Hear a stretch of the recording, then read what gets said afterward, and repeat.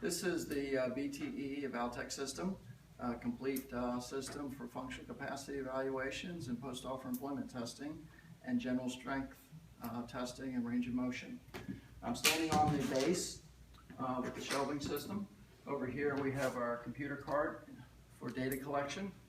Computer system does come with the EvalTech. These are the various attachments that can be used. And over here, to my left, we've got the functional range of motion board. So when the test is being conducted, it's simple to go from one setup to the next. So right now we've got a shelf on here that we can use for lifting. We can bring the other shelf into play. With our lifting system, we use a specially weighted crate and a variety of weights that are color-coded, so that when a clinician selects a weight, the color code will remind the clinician what the weight is, but the person being tested has no idea. That weight is placed inside. When the weight is placed on the shelf, there's a force gauge in the shelf that will record the weight, count it, measure it into the system so that no manual entry is required. Now with the lifting system, the crate can go from any height, lifting from the ground to shelf height, even lifting overhead, if that's what the job requires. Shelves can be adjusted in height quite easily. So if I want to make this shelf higher, and if I want to place this off to the side, I can do that. Or if we want to adjust this to different heights, so you've got full range of lifting from the floor to well overhead to match any job setup. When the lifting test is finished, these can be put to the side. The shelf can be removed. And then we can start to use some of our other attachments. So for example, if I wanted to do a simple one-handed lift, we can insert that lifting handle. And again, we can change the height. So for somebody who has to lift down low, again, that's going to be recorded directly, or that can be changed to different positions, different shapes. So if we have to lift a box, this is a little different type of handle to match that box shape. Or if we want a double handle lift, that can be placed in here as well. Locked into place, adjust the height. So if we want somebody lifting from low or anywhere in between. Pretty easy to adjust, lock into place. There's a height recording over here. Even the height of that is recorded in the software for reproducibility purposes. If we want to use handles that are a little flatter, more like lifting a box, we can switch to those. Another opportunity to use the EvalTech system is for simple muscle testing. So instead of doing a manual muscle testing, we can use a pad, adjust the height, get the patient in position. So if I wanted to measure elbow extension strength, rest here, push as hard as you can, strength is recorded. You can change this to other angles. Lower this down so that even if we want to test lower extremity, get the chair into place, get the patient positioned, and they can be pushing against that, measuring the extension strength. So it doesn't have to be a complete functional capacity evaluation. It's a nice system to use for simple baseline strength measurements. And in a moment I'll show you how to also do range of motion testing. One of the other unique features of the EvalTech is the ability to change from measuring one hand at a time to measuring bilateral strength. And for that, we use this device, which we call our Universal Taskmaster. It has two separate load cells, which give us the ability to test the strength of both the right as well as the left hands. So with these two handles, these can be adjusted to any width. We move our cart a little bit farther away, we can get quite a broad spread. And then here again, insert our handles.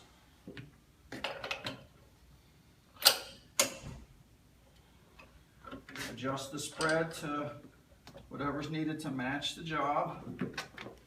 Secure this in place so that it doesn't move.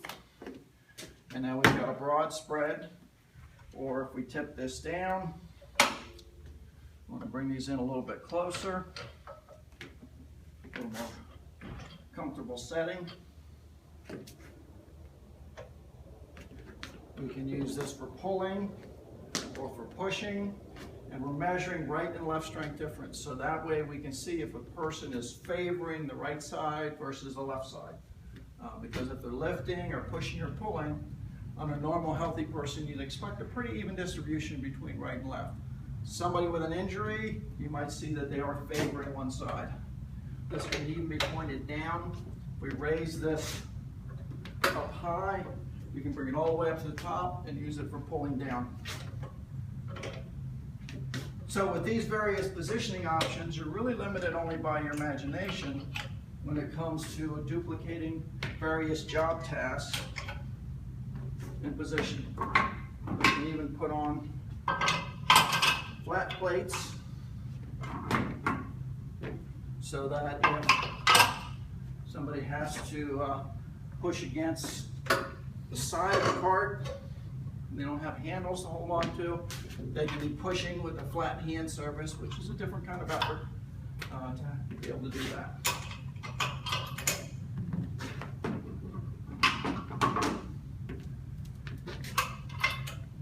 And even something as simple as nursing aides that may have to pull or push a wheelchair, we can adjust this to the width of the wheelchair handles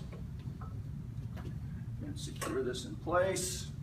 And now they can be pushing the wheelchair, pulling the wheelchair. We lock these in, of course.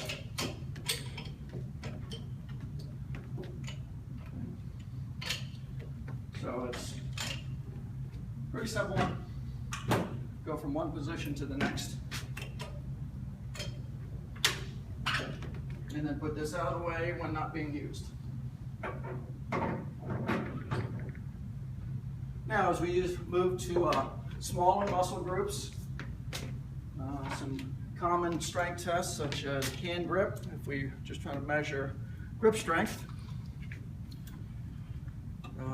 Quick disconnect cable plugs in, connects to a wireless transmitter. This transmitter gets clipped onto the belt of the patient, and now we're ready to do a grip strength test. In the software, I've pulled up a template because you can create templates, you can use function capacity templates. In this case, this person has multiple different tests that we want to do, and it will walk them through that protocol. So I can go one by one, and you'll see some differences in the appearance of the screen as we pull up some of these different tests. But normally you'd start with the first one. When you're ready to begin, make sure the transmitter is turned on. It is. Click on the green flag, brings up the test screen. You'll notice that heart rate is being monitored. So normally the subject is going to have a heart rate monitor on, so if their heart rate gets elevated during the test to an unsafe level, it will stop the test for you automatically. Here we have left versus right. It's a matter of clicking on the little go. So it reads the instructions to you. And then as I squeeze, you'll see over here, I'm not giving very good effort. 4, 3, 2. Voice counts down the rest period. We'll do that again and try to do that a little bit more realistically, where you'd expect to see more of a flat kind of line. Rest period is counted down. Start again. There are recommended rest periods, but you can change those if you like. 2, 1. Switch to right. So it tells me to switch to the right hand, and we're ready to begin. So again, when I squeeze, we're getting the right side. 4. It's counting down. Heart rate is being monitored, Rest. and as long as we're seeing that beating sign, we're in good range. We're not elevating the heart rate too much. Recovery and complete test. So yes, we want to complete the test. So when we are finished, we get our right to left comparison. My left hand is, in this particular test, 15% stronger than the right. We've also got a coefficient of variation, which is a way to look at consistency. As long as that score is below 15%, it's a reasonable indication that, of good effort. If that variation is too high, it would be a signal to you to repeat the test. So that data is easy then stored. So when we're finished with that particular test, we'll click on and advance on to the next test in the sequence. When we're not using the data capture for grip, this can be switched to other easy setups. We've got a small pinch meter. So this can be used for measuring pinch strength or individual finger strength, any way that needs to be done. There's also a range of motion goniometer with the movable arms. Push button data collection. So if I wanted to measure a patient's elbow flexion as an example, I'd start with it at full extension, click the start button, allow the patient to flex as far as they can, and then while the patient is flexing, I would match this up to the arm, capture that range of motion. Now sometimes it's good to do repeat measures to make sure you're getting full range. So with the software automatically collecting, we'd once again zero, have the patient flex, line this up, capture it again. So it's that quick and easy for any major joint. When you go down to hand functions, we can remove the large extensions and go to the shorter ones, so that with these shorter rods on here, now we can get down to measuring the range of motion of individual digits and individual joints in the digit, and it's all push button collects. So it's easy to go from MPs to the smaller joints all the way out to the PIP joint. Same thing with the thumb, any range of motion, quick and easy. When we're done, we just disconnect, store that away.